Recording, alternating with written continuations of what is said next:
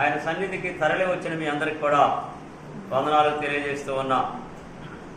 ఈ దినమున దేవుని కుటుంబములో ధైర్యవంతులు ఎవరో, రెండవది మనము ధైర్యవంతులమేనా, ఈ విషయాన్ని గురించి మనం మాట్లాడుకుందాం. దేవుని కృపను బట్టి, దేవుని ప్రేమను బట్టి దైవ మార్గంలోనికి వచ్చినట్లయితే, ఈ గ్రంథంలోనికి వచ్చినట్లయితే, ఈ గ్రంథములో ధైర్యవంతులు మనకు కనపడతారు, ధైర్యము లేని వారు కూడా కనపడతారు, పిరికి వారు కూడా కనపడతారు. ధైర్యవంతులు కనపడతారు, పిరికి వారు కూడా కనపడతారు.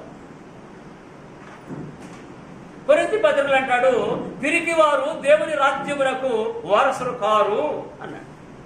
కీర్తన గ్రంథంలోని 27వ అధ్యాయము 14వ వచనాన్ని ఒకసారి జ్ఞాపకము చేసుకుందాం. ధైర్యము తెచ్చుకొని నీ హృదయమును నిబ్బరముగా ఉంచుకొనుము, యెహోవా కొరకు కనిపెట్టుకొని. ధైర్యవంతులు నిబ్రముగా, ధైర్యము తెచ్చుకొని నిబ్రముగా ఉండాలి. ప్రార్థనలో సమయాన్ని గడపాలి. ఆయన కొరకు కనిపెట్టుకొని ఉండాలి. ఆయన సహాయం కొరకు, అంటే ఆయన సహాయం కొరకు కనిపెట్టుకొని ధైర్యంగా ఉండేవాళ్ళు.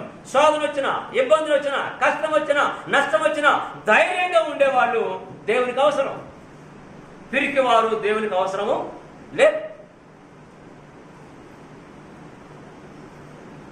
మరొక విషయాన్ని 31వ కీర్తనలో 24వ వచనం కూడా చూద్దాం. యెహోవా కొరకు కనిపెట్టుకొని వారలారా, మీరందరూ మనసున ధైర్యము వహించి నిబ్బరముగా ఉండుడే. చక్కటి మాట. యెహోవా కొరకు కనిపెట్టుకొని వారలారా. ఏమంటే ఈ లోకము యెహోవా కొరకు కనిపెట్టుకోవట్లేదు, వారిని వదిలిపెడదాం. ఈ లోకస్తులు ధనము కొరకు ప్రాకులాడుతున్నారు, ధాన్యము కొరకు ప్రాకులాడుతున్నారు, సింహాసనముల కొరకు ప్రాకులాడుతున్నారు. మనకు అవసరం లేదు అవి. దేవుడు వారిని ఏర్పాటు చేస్తాడు. ఎవరిని ఏర్పాటు చేస్తాడో వాళ్ళని ఏర్పాటు చేస్తాడు. పరిపాలన జరిగిస్తాడు దేవుడు.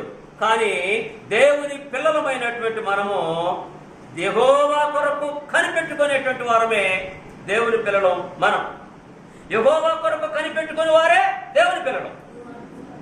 దేవుని పిల్లలు. We are all the children of God. యెహోవా కొరకు కనిపెట్టుకున్నటువంటి వారు. మీరందరూ మనసున ధైర్యము వహించి నిబ్బరముగా ఉండుడి అంటుంది. ఇలా ధైర్యముతో నిబ్బరముగా ప్రార్థనా జీవితంతో ఉన్నవారు జయించారు. సమస్యలను జయించారు, జబ్బులను జయించారు, ప్రమాదాలను జయించారు, శోధనలు జయించారు. అలాంటి వారు ఈ గ్రంథంలో మనకు చాలా మంది కనపడతారు. ధైర్యము తెచ్చుకున్నటువంటి వారు.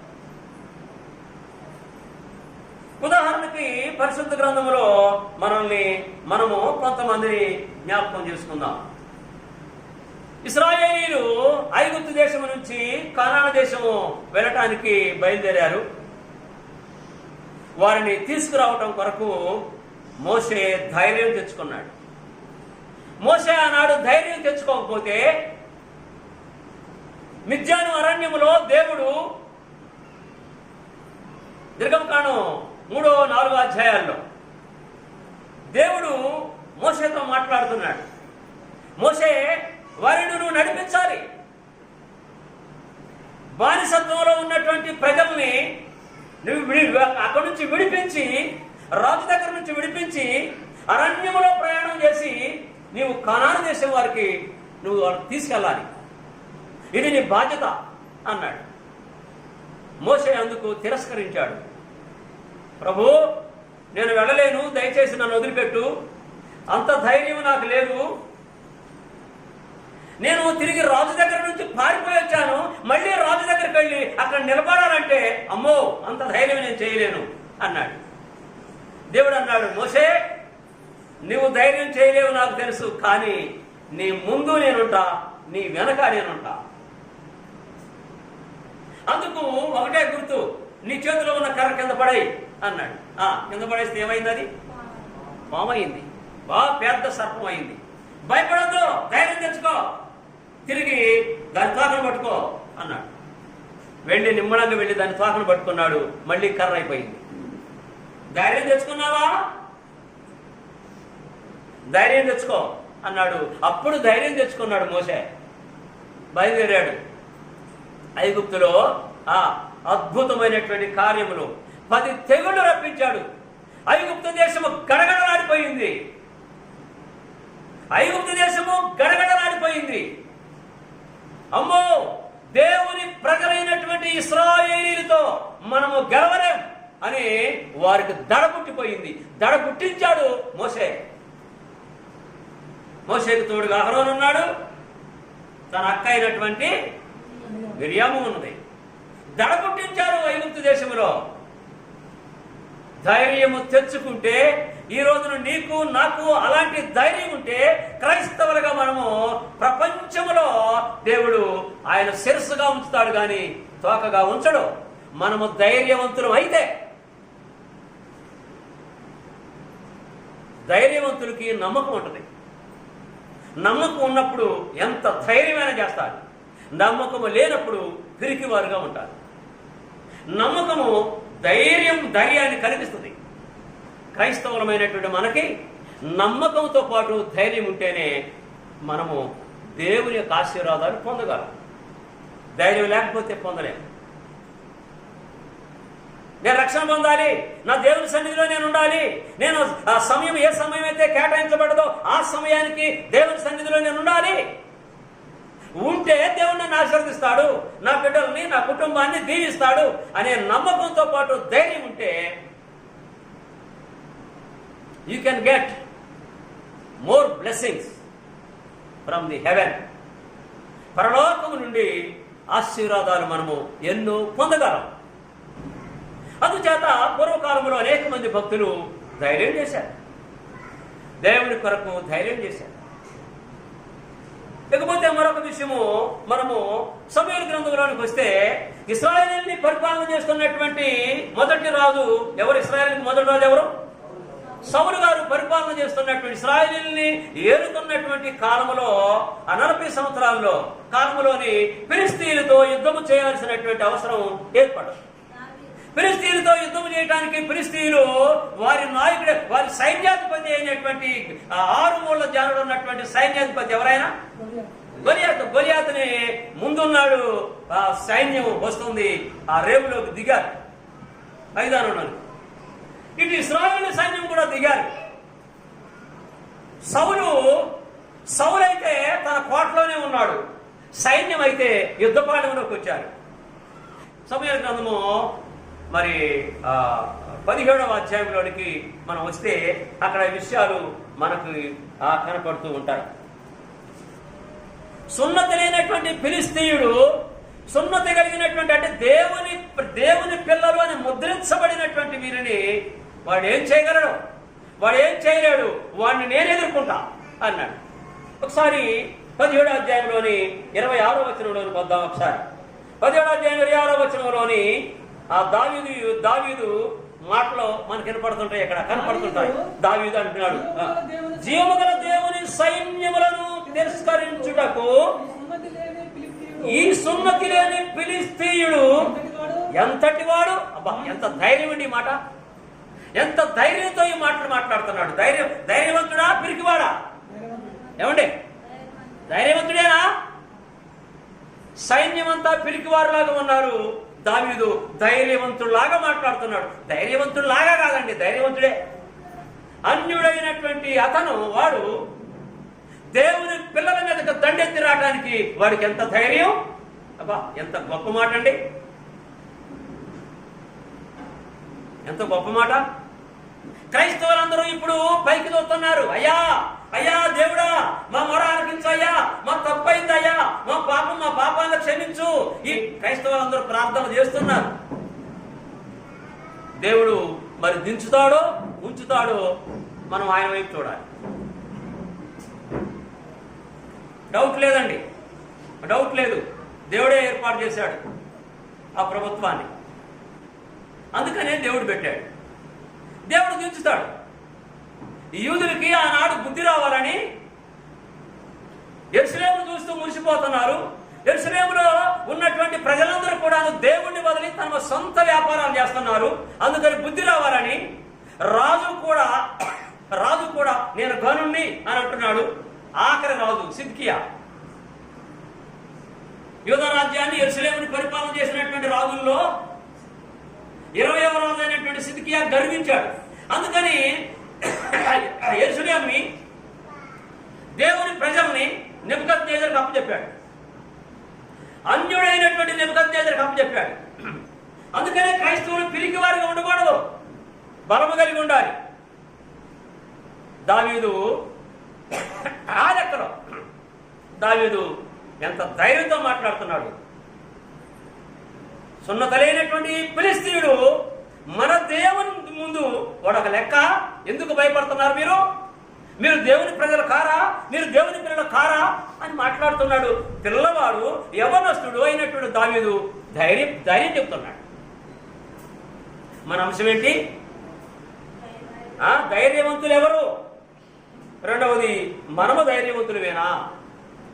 ధైర్యవంతులు ఎవరు? ఇప్పుడు మోషే ధైర్యవంతుడు, తర్వాత రెండవది దావీదు అనేటువంటి యవనస్తుడు ధైర్యవంతుడు. మరి అబ్బాయి దావీదు నీకు ఇది అంతెందుకు, లేకపోతే నీకు ఎంత ఎందుకంటే నన్ను రాజుగారి దగ్గరకు తీసుకెళ్ళండి అన్నాడు. మొదటి సమూయేలు గ్రంథము 17వ అధ్యాయము 36వ వచనం. మీ దాసుడనైన నేను. ఇక్కడ తను తగ్గించుకుంటున్నాడా, హెచ్చించుకుంటున్నాడా? ఒక్క మాట, ఇక్కడ దావీదు తగ్గించుకుంటున్నాడా, హెచ్చించుకుంటున్నాడా? రాజు దగ్గర తగ్గించుకుంటున్నాడు. మీ దాసుడనైన నేను, మీ దాసుడనైన నేను ఆ సింహమును ఎలుగుబంటిని చంపితినే. ఆ సింహమును ఎలుగుబంటిని గొర్రెల్లోకి వస్తే వాటిని చంపితినే. జీవముగల దేవుని సైన్యములను తిరస్కరించిన ఈ సున్నతి లేని ఫిలిష్తీయుడు వాటిలో ఒకదాని వంటి వాడగును. సింహము చీల్చినట్టు, ఎలుగుబంటిని చీల్చినట్లు ఆ రెండిలో ఒకదాని వలె వీడిని నేను చీల్చేస్తా. రాజుకి ఎంత ధైర్యాన్ని ఇచ్చాడో చూడండి ఈ పిల్లవాడు. సైన్యంలో ఎవరో ఈ మాట మాట్లాడలేదు. ఒక పిల్లవాడు ప్రార్థన చేసే పిల్లవాడు, పశువులు కాసుకునే గొర్రె పిల్లలను కాసుకునే ఒక పిల్లవాడు, ప్రార్థనాపరుడు, భక్తిపరుడు అయినటువంటి ఇతను అంటున్నాడు, ఈ యవనస్తుడు అంటున్నాడు ఏమని? ఆ సింహం వలె చీలుస్తా నేను, ఎలుగుబంటిని చీల్చినట్టు చీలుస్తా నేను. సింహం వచ్చింది మందలోనికి, దాన్ని చీల్చి నా గొర్రెలు నేను కాపాడుకున్నా. ఒకసారి ఎలుగుబంటి వచ్చింది, దాన్ని చీల్చేసి నా గొర్రెలు నేను కాపాడుకున్నా. వాటిలో ఒకదాని వలె వాడిని నేను చీల్చేస్తా రాజా, నాకు అవకాశం ఇవ్వండి అన్నాడు. ఇప్పుడు ధైర్యవంతుని వలె మాట్లాడా? ధైర్యవంతుడా? ధైర్యవంతుడే ధైర్యవంతుడిగానే మాట్లాడుతున్నాడు, ధైర్యంగా మాట్లాడుతున్నాడు. రాజా నాకు అవకాశం ఇవ్వండి. మరొక మాట 37వ వచనంలో, సింహము యొక్క బలము నుండి ఎలుగుబంటి యొక్క బలము నుండి నన్ను రక్షించిన యెహోవా. అది నా అసలు బలం. అసలు బలం ఏంటంటే నేను గొప్పవాడిని కాదు, కానీ సింహము నుండి ఎలుగుబంటి నుండి నన్ను రక్షించాడు ఒకరు. ఎవరు? యెహోవా. ఆ యెహోవా బలముతో నేను మాట్లాడుతున్నాను అని మాట్లాడుతూ, ఈ ఫిలిష్తీయుడు నన్ను కాపాడిన యెహోవా ఈ ఫిలిష్తీయుని చేతిలోని పడకుండా నన్ను విడిపించడానికి ఆయన సమర్థుడు, ఆయన బలవంతుడు. నా దగ్గర ఉన్నాడు, నాతో ఉన్నాడు. రాజా చిత్తగించండి, నాకు అవకాశం ఇవ్వండి అన్నాడు. రాజుగారికి అంత బలం వచ్చిందో ఇప్పుడు ఈ పిల్లవాడి మాటలను బట్టి. అందుచేత రాజు అవకాశం ఇచ్చాడు. ఈ దావీదు వడిశాలు తీసుకున్నాడు. ఇంకా రాజు ఏమన్నాడంటే, ఈ అబ్బాయికి యుద్ధ కవచాలు ధరించండి అన్నాడు. దావీదు ఏమన్నాడంటే, చిత్తం రాజా, నాకు ఇవన్నీ ఏమి వద్దు, నా చేతిలో కర్ర ఒడిశాల ఉంది, అవి చాలు అన్నాడు. నన్ను వెళ్ళనివ్వండి అన్నాడు. సరే వెళ్ళు అన్నాడు. వెళ్ళని దావీదుని ముందు పంపాడు. సైన్యాధిపతులతో చెప్పాడు, సైన్యాధిపతులారా, సైన్యాన్ని మీ వెనకాలండి అన్నాడు. ఆ పిల్లవాడు మాటను చూస్తుంటే ఒక పక్కన నాకు ధైర్యం వస్తుంది, పాపం పిల్లోడు ఆగమైపోతారేమో కనుక మీరు సైన్యం కూడా వెళ్ళండి వెనక అన్నాడు. దావీదు వెళ్ళిపోతున్నాడు, సైన్యం కూడా తరలి వెనకపోతుంది. 43వ వచనం ఒకసారి మనం గమనిస్తే 43వ వచనంలో ఫిలిష్తీయుడు అంటున్నాడు, గొలియాతు అంటున్నాడు, కర్ర తీసుకొని నీవు నా మీదికి వచ్చుచున్నావే, నేను కుక్కనా అని దావీదుతో చెప్పి తన దేవతల పేరుట దావీదును శపించి అంటున్నాడు, నా దగ్గరకు రమ్ము. 44వ వచనంలో నా దగ్గరకు రమ్ము, నీ మాంసమును ఆకాశ పక్షులకును భూమృగములకును ఇచ్చివేతునని ఆ ఫిలిష్తీయుడు దావీదుతో అనగా, దావీదు సామాన్యుడా, ఎంత ధైర్యంతో పాటు డైలాగులు కూడా ఉన్నాయి.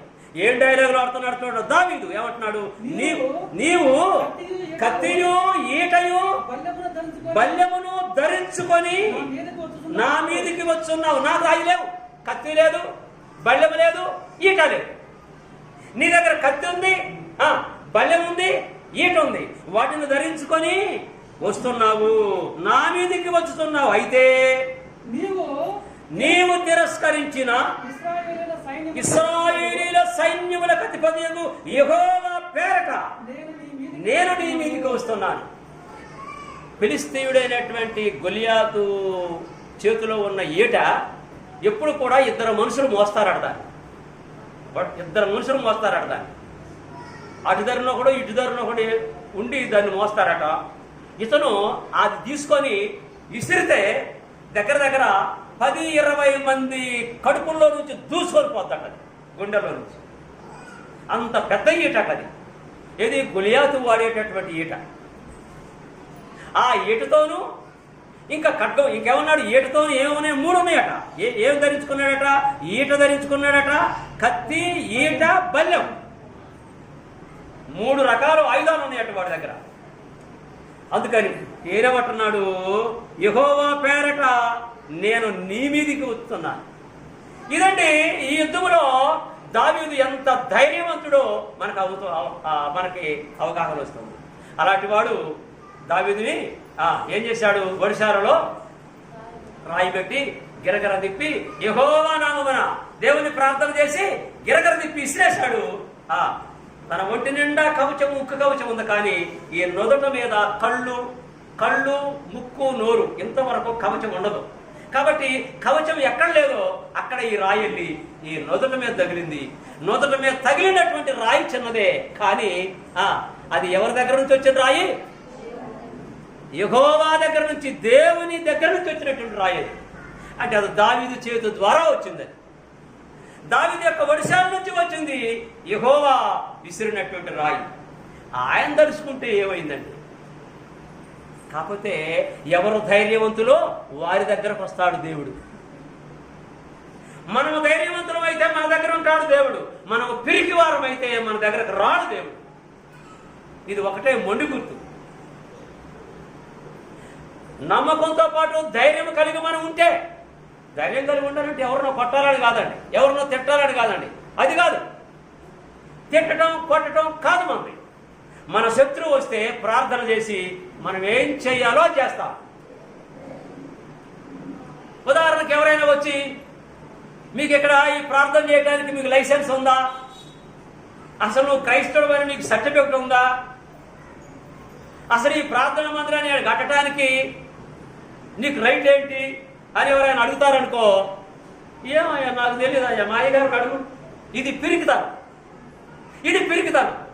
మరి ధైర్యం ఏంటి?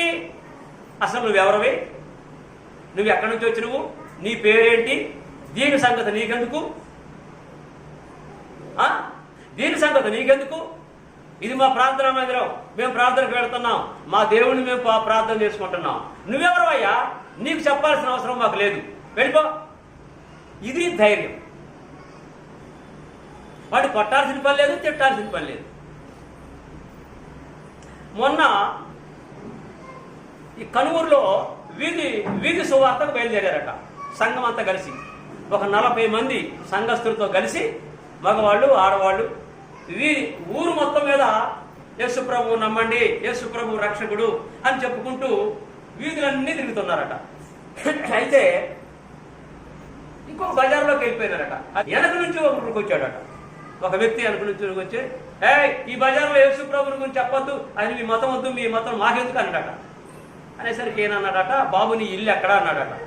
నా ఇల్లు ఎక్కడైతే ఇటు మీరు రావద్దు అన్నాడట. అరే నీ ఇల్లు ఎక్కడో చెప్పయ్యా, ఈ బజార్లో రావద్దు అంటే బజారు వాళ్ళందరూ అంటే మేము రావు, అసలు నీ ఇల్లు ఎక్కడా అన్నాడు. మా ఇల్లు అవతల బజార్ అన్నట. నువ్వు అవతల బజార్లో మీ ఇంటి దగ్గర ఉండు, నీ ఇంటికి మేము రావు, ఎక్కడికి వచ్చి ఆపు చేయడానికి నువ్వెవరవయ్యా అన్నప్పుడు ఈ లేడీస్ స్త్రీలు పురుషులు మొత్తం ఒకేసారి వచ్చారు. వచ్చిన తర్వాత ఆ ఇళ్ళ వాళ్ళు ఉన్నాడు, కొంతమంది వచ్చారు. ఆయన అన్నాడు, అయ్యా నీది ఆ బజారు కదా, నీకు మా బజార్లో యేసుని గురించి చెప్తున్నారు, మేము మారమో ఒకరు ఇప్పుడు మారకపోతే ఇంకొకప్పుడు మారుతాం, దీని సంగతి మా సంగతి నీకెందుకు, నీ ఇంటికి పో, నీ ఇంటికి ఆడ చెప్పలేపో, వెళ్ళిపో అన్నారట. అని అన్నారట. నేను వాళ్ళని చూసుకొస్తా వీళ్ళని చూసుకొస్తా అన్నాడట. నోరు మూసుకొని ఉంటే ఉండు, లేకపోతే వెళ్ళిపో అని గట్టిగా ధైర్యంగా స్త్రీలు చెప్పారట. స్త్రీలు ఈ ధైర్యం ఎక్కడి నుంచి వచ్చింది? దేవుడిచ్చినటువంటి ధైర్యం. మన దేవుణ్ణి మనం ఆరాధించుకునేటువంటి హక్కు మనకుంది, మన దేవుణ్ణి పూజించుకునే హక్కు మనకుంది. చాలా మంది గృహాల్లో ప్రార్థనలు జరుపుకుంటున్నారు. గిట్టని వాడు ఎవరో ఒకడు వస్తాడు, అది గిట్టదు, గిట్టకపోతే ఇంట్లో తలుపేసుకుని ఉండాలి. కనుక దేవుని పిల్లలమైనటువంటి మనము ధైర్యవంతులం కావాలి. ధైర్యం లేకపోతే పిరికివారం అయితే దేవుని రాజ్యానికి వారసులం కాము అని తెలియజేస్తున్నాడు. దేవుని గ్రంథం తెలియజేస్తుంది. పిరికివారు, నపుంసకులు, అబద్ధికులు, మోసగాళ్ళు, నరహంతకులు, వీళ్ళందరూ లిస్టులోని ఈ పిరికివారు ఉన్నారు. పిరికివారు అంటే ధైర్యం లేని వాడు. దేవుని పిల్లలమైన మనం ధైర్యంగా ఉండాలి. మూడో విషయానికి వద్దాం. బబులోను సామ్రాజ్యానికి వెళ్ళినప్పుడు, బబులోను సామ్రాజ్యంలో నెబుకద్నెజరు అందరిని తీసుకెళ్ళినప్పుడు బబులోను సామ్రాజ్యంలో ఒక ప్రకటించబడ్డది. 60 మూరల ఎత్తున్నటువంటి బంగారపు బొమ్మను మైదానంలో పెట్టి అక్కడ ప్రదేశంలో ఉన్న వాళ్ళందరూ కూడా, దేశంలో ఉన్న వారందరూ కూడా ఆ బంగారపు ఆ విగ్రహం దగ్గర మొక్కాలి. రకరకాల వీణులు, రకరకాల వాయిద్య ధ్వనులతో, బోర్లతో బోరడిస్తుండగా అక్కడ మొక్కాలి అని నెబుకద్నెజరు అన్నప్పుడు యూదులందరూ మొక్కుతూనే ఉన్నారు. కానీ ధైర్యవంతులు ముగ్గురే కనపడ్డారు అక్కడ. ఎవరండి? ఎస్, షడ్రకు, మేషకు, అబేద్నెగో. ఆ ధైర్యం మిగతా వారికి లేదా? లేదు. వీరు ముగ్గురు ధైర్యం చేసి ఏమన్నారంటే, దానియేలు గ్రంథంలో 3వ అధ్యాయంలో వీరు ముగ్గురు ధైర్యం చేసేమన్నారు. రాజా అన్నారు ఒకసారి, మళ్ళీ ఏమన్నారంటే పేరును పెట్టి రాజుగారిని, నెబుకద్నెజరు నీవు చెప్పినటువంటి మాట మేము వినబోమని తెలియజేస్తున్నాం. మా దేవుడికి తప్ప మా పితరులు మాకు చెప్పారు, మీ దేవుడైన యెహోవా నేను ఒక్కడే, దేవుడైన యెహోవాను నేను ఒక్కడే, నేనే మీ దేవుడును అని చెప్పారు. మా దేవుడికి తప్ప ఏ విగ్రహానికి మొక్కొద్దు అన్నాడు ఆయన. మేము మొక్కం. గంధకాలతో ఆనాడు పెట్రోల్ బావిలు లేవు, గంధకాల మంటలతో బగబగ మండిపోతున్నాయి, ఆ మంటల్లో పడేస్తారు మిమ్మల్ని అని రాజు చెప్పాడు. రాజుతో డైరెక్ట్గా మాట్లాడుతున్నారు. రాజా, నీవు పెట్టించిన బంగారు ప్రతిమకు మేము మొక్కమనియు, అగ్నిగుండంలో పడవేసినా మేము చచ్చిపోవడానికైనా మేము సిద్ధమే, కానీ మా దేవుడైన యెహోవాకు తప్ప మేము ఎవరికి మొక్కము. మాకే నాయకుడు లేడు, ఆయనే మా నాయకుడు. మాకు భూలోకంలో ఏ దేవుడు లేడు, ఆయనే మా దేవుడు. ముగ్గురు ఎదురు తిరగాల్సినటువంటి సమయం వచ్చింది. ఎదురు మాట్లాడారు. మేము మొక్కకపోతే చస్తారు, దానిలో పడేస్తారు. అక్కడ వీళ్ళు ముగ్గురు అంటున్నారు ఏకకంఠముతో. చూడండి 3వ అధ్యాయం 16వ వచనంలో 17వ వచనంలో మాట్లాడుతున్నారు. మేము సేవించుచున్న దేవుడు మండుచున్న వేడిమి గల ఈ అగ్నిగుండములో నుండి మమ్మల్ని తప్పించి రక్షించుటకు ఆయన సమర్థుడు. రాజా సువార్త ప్రకటిస్తున్నారు రాజుకే. మనం ఎప్పుడైనా అలాంటి వారికి సువార్త ప్రకటించామా? రాజు కాదు, మంత్రులకు ప్రకటించామా? ఎమ్మెల్యేలకు ప్రకటించామా? ఇంకా నాయకులకు ప్రకటించామా? యేసు ప్రభు నమ్ముకోండి, దేవుడి మాటలేనండి అని మనం ప్రకటించగలిగామా? నేను ప్రకటించానండి. మంత్రులు ఉన్నటువంటి సభలో నేను దేవుని వాక్యం చెప్పాను. ఎమ్మెల్యేలు ఉన్నటువంటి సభలో దేవుని వాక్యం చెప్పాను. కాబట్టి అవకాశం వచ్చినప్పుడు తప్పకుండా మాట్లాడుతున్నాం. మనం అందరం మాట్లాడాలి. మమ్మల్ని తప్పించడానికి, రక్షించడానికి మా దేవుడు సమర్థుడు. ఇంకేమన్నాడు? ఒకవేళ, ఇక్కడ ఏమంటాడంటే 18వ వచనంలో ఒకవేళ ఆయన మమ్మల్ని రక్షింపకపోయినను, రాజా నీ దేవతలకు మేము పూజింపమనియు